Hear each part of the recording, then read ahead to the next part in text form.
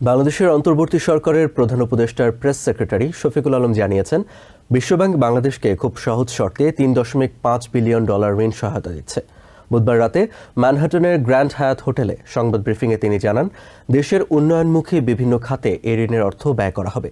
শফিকুল আলম আরও জানান, প্রধান উপদেষ্টা ডক্টর মোহাম্মদ ইউনূসের সাথে বাংলাদেশের গণমাধ্যম কর্মীদের আলাদা কোনো সংবাদ সম্মেলন হবে না।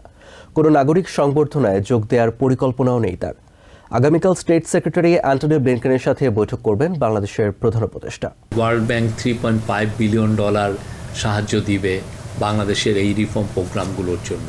তার মধ্যে ইম্পর্টেন্ট জায়গাগুলো হচ্ছে ডিজিটাইজেশন, তারপরে এনার্জি অ্যান্ড পাওয়ার, তারপরে ব্যাংকিং সেক্টর রিফর্ম, ট্রান্সপোর্ট, প্রত্যেকটা বড় বড় সেক্টরগুলো যেগুলো বাংলাদেশ এখন সত্যিকার অর্থে গ্লোবাল ডোনারদের একটা সাহায্য চাচ্ছে। এই জন্য চাচ্ছে যে আপনারা জানেন গত 15 বছরে যে শেখ হাসিনার যে ইকোনমি রেখে গেছেন, এটা একটা লুটপাট তন্ত্র ছিল।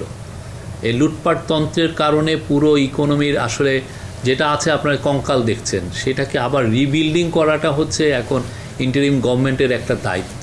আমরা সবার সাথে মিট করছি বাংলাদেশের ইকোনমিকে যাতে আবার ওয়ার্ল্ড যাতে দেখতে পারে যে বাংলাদেশের ইকোনমি খুবই ভালো গতিতে ভালো গ্রোথে এগোচ্ছে। সারাক্ষণ আপনাদের নিউজ দিচ্ছি, ফটো দিচ্ছি, ভিডিও দিচ্ছি, এবং আমার মনে হয় যে আপনাদের সাথে যেই পরিমাণ এঙ্গেজমেন্ট আমাদের, তো চিন্তা করা যায় না।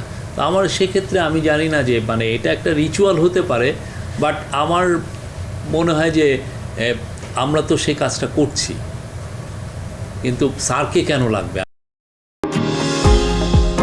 নিউ ইয়র্ক থেকে সম্প্রচারিত TVN 24 টেলিভিশন বিশ্বজুড়ে বাঙালির কণ্ঠস্বর।